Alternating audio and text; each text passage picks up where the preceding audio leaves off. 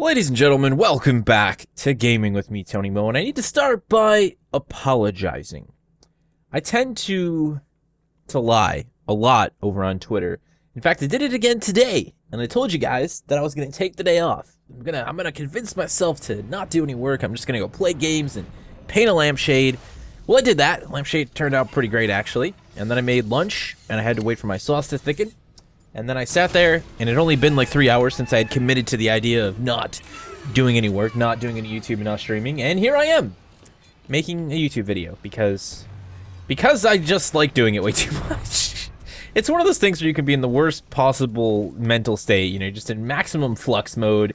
You don't know what you want to do, you got a million ideas, and you just don't feel like you can execute them right now. You're thinking on so many different things. And then all of a sudden you're just kind of like, nah, you know what, I just need to go do it, man, because you know what, I enjoy it, and I'm in the mood, like I'm in the zone. Let's make it happen, right? Let's make it happen. Let's go play with Butter's mistress. Let's go play with the Spitfire. The thing about the Spitfire for me, guys, is like, I always say that it's not my best weapon, and yet I always end up like in first place with the damn thing, so I don't know what it is about the Spitfire. I actually think it's a really cool weapon. I like its design as much as I like the Devotion's design. I think, you know, from a actual design perspective, the way the weapons sound, the way they look, and the way they shoot, they're both pretty freaking awesome. We got two kick-ass LMGs inside of Titanfall 2. There's no doubt about that. And this thing actually has some pretty kick-ass hipfire in close quarters, especially if you slide shoot.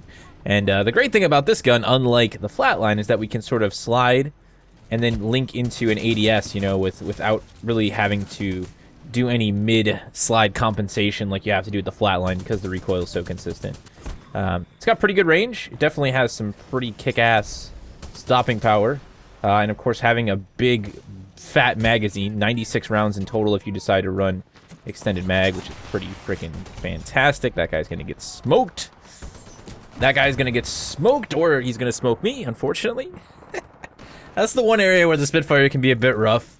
Like, if you're not getting those rounds on target in close quarters and you're already low on HP like I was, your chances are you're going to get beat out by a lot of the SMGs. It's just not much you can really do about it. But you got to love the spray and pray potential of this thing. It's more so spray and play, because I don't think you can do too much praying and actually have it affect much. Unless you've got that sort of mythical bond with this weapon like Butter does. I swear, the code inside of Respawn's game has somehow become like its own AI unit. It's become sentient. And it has this relationship with Butter that just allows him to put down like 35 kill matches regularly. It's absurd. It's broken. The thing about the Spitfire, though, is that I think it works really well right now, and a lot of people are going to be using it as they finally start to experiment with the, you know, the aim assist nerf that we saw with the rifles. I think a lot of people looking to the Spitfire to be like an alternative option, even though it's always been one. Yeah, the Spitfire has been pretty kick-ass. For like 3 patches since its last buff. The thing just deals a lot of damage, big magazine, and if you're playing more complacently anyways, you know, having a gun with a bigger magazine to me is just like, why the hell not, right? It works really well. I countered my Firestar. That dirty Firestar countering Firestar user. The big thing, too, is that a lot of the people still playing the game don't really go fast, man. I think that's the one area in which this thing can be a little bit difficult to use, is tracking fast-moving targets. You know, they can definitely get the jump on you and spray you down a little bit more quickly if they're a really good pilot and if they've got the aim. But when, like, 60% of the player base is a little bit more complacent and, you know, finding themselves a little bit more stationary, you can really feed off that. And, you know, that's what makes this thing so kick-ass, I think. I'm running it with Threat Scope because I don't need the 96 rounds that you get from the extended magazine. I tend to reload too often anyways for my personal playstyle, so I figured I'd try the Threat Scope out. It's going all right. Again, fun weapon to use. Really fun weapon to use. And I actually am always surprised by how effective it actually is in hipfire situations. We're just gonna, I guess, have to go all in here against this guy. I kind of smoke disguise myself. Give him a little bit of a disadvantage. A lot of people, if you pop electric smoke, they're just like, I can't shoot through that. How am I supposed to see my targets? Like, bro, just spray, man. He can only be in so many positions, especially if we're pinched between 2 buildings like that. Get your spray on. Get those rounds on target. We get a pilot, guys. It's gonna be unfortunate. I don't want to go Doomstate yet. If we can get a little bit of damage on that guy, anything is better than nothing. We're gonna have to be careful about how we bug out here. There's definitely pilots in the AO. Actually, just saw a guy in the window back there. Let's go get that quick spray on him. Pop some spicy boys out. Spicy boys away! That's how you'd say it, right? If you were a superhero. That guy's gonna nuke eject.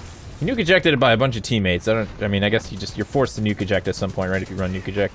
Got really no other way about it. Let's go ahead and drop Ion back in there. That was a quick bit of regen for our Titan there. Well played.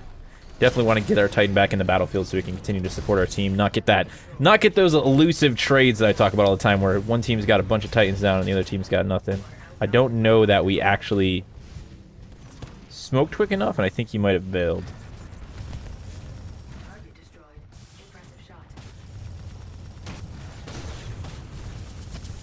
I gotta say, guys, I play Ion a lot better on PC. The thing about her flick shot with that laser, man, is just... It's so much easier to get off with the mouse and keyboard. To just turn the corner and sort of flick and then boop. Just, you know, boop them with it every time. I don't really have that speed control that I have when I'm playing on a controller with 3, but we can at least go ahead and get that out and hopefully avoid this execution. Get that nice little fire star stick and then get back down to the battlefield. They've got 2 Titans up, so we should have a lot of guys around to focus and farm on. Now, before I get too carried away in just talking about the gameplay, which is what I do pretty well, I did want to talk a little bit with you guys about some other stuff. Primarily, I wanted to throw out a huge thank you to you guys. We're about to hit 40,000 subscribers, which is pretty freaking insane. The last couple weeks have been fantastic for growth. I know a lot of people, a lot of new players making their way to Titanfall 2, which is fantastic. Welcome to the game, guys. Glad to have you here. I think there was 12,999 players online when I queued up for a match to do this commentary. That's pretty freaking cool. I know a lot of people playing Frontier Defense, but I've seen a lot of new players in multiplayer. I've seen a lot of new people on the channel telling me they just made their way into Titanfall. People, you know, catching me in match like, dude, just start watching content. I'll play Titanfall 2, and I'm like, dude, that's awesome. So thank you guys for not just supporting me, but for supporting this game, supporting Respawn. Trust me, there's a lot of stuff to love here. The learning curve can be a bit steep for some people. The skill gap is real, but if you're willing to put in the time and just learn the game and get the maps down and become comfortable with the weapons, you're going to find a game that offers an experience, a themed experience that no other game really does. You know, mechs in the way that Titanfall does them is completely unique to the Titanfall experience. You just won't get that anywhere else, you know? Most games are like you're in a mech, and then you're just in a mech, you know? There are not many games doing both, and there sure as hell aren't many games allowing you to go back and forth between the two like Titanfall does, so... Welcome, welcome, welcome. I think we will do a Q&A when we do get to 40K. I know a lot of you guys like that stuff, and a lot of new people, you know, maybe want to sit down and talk and ask some questions, learn a little bit more about me. So we'll make that happen when 40K drops, which is, I think, you know, not just a few hundred subs away or something like that. I also wanted to give a big shout out to everybody over on Patreon and Twitch. Like 22 subs on Twitch at this point and 18 patrons at this point now. So thank you guys so much, dude. Support's been unreal. It's easy to forget that when you're just kind of grinding and working and trying to make your content better and, you know, experimenting with humor and, you know, like just trying to find new ways to be funny and to entertain you guys. It's easy to forget how much support you already have. The people have been there watching you grow and change. So big shout out to all you guys. Let's nail that guy with the fire star. Unfortunately, a little bit short. It's okay. We'll get in there and clean him up.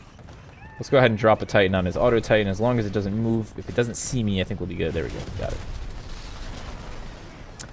Now, I'm actually looking forward to checking out quite a few games in the coming months. Not just the stuff that we plan on actually making active content for, you know, like more Titanfall 2 DLC, hopefully, and of course, Lawbreakers and Destiny, but also doing some more like first impression stuff, you know, doing some shorter videos, giving you guys my first impressions on games that I'm playing sort of off screen, you know?